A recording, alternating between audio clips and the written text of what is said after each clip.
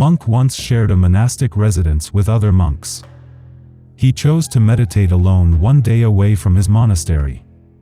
Nearby, there was a lake that not many people would go to.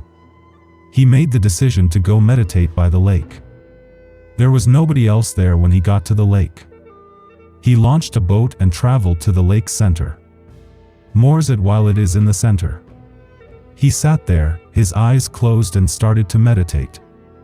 He was in complete solitude for a few hours when suddenly he felt a bump as another boat slammed into his. Even though the monk was upset, he continued to close his eyes. He felt a bump once more. He sensed his rage building while keeping his eyes closed, yet he continued to do so while remaining silent. After some time, he experienced a bump once more, and by this point, he was prepared to yell at the boatman for daring to interrupt his meditation. When he lost control, he opened his eyes and turned to face another boat with the intention of yelling, but to his amazement, when he opened them, he noticed that it was empty and had likely become loose from its anchor and floated to the middle of the lake.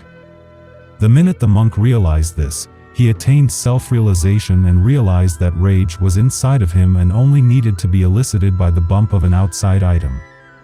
A monk would therefore constantly remind himself that another person is just an empty boat anytime he encountered someone who annoyed him or attempted to offend him.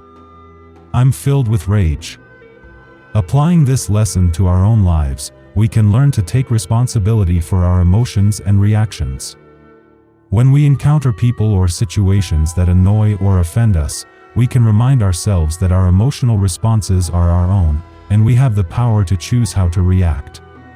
Just like the empty boat, we can choose not to let external events dictate our emotions.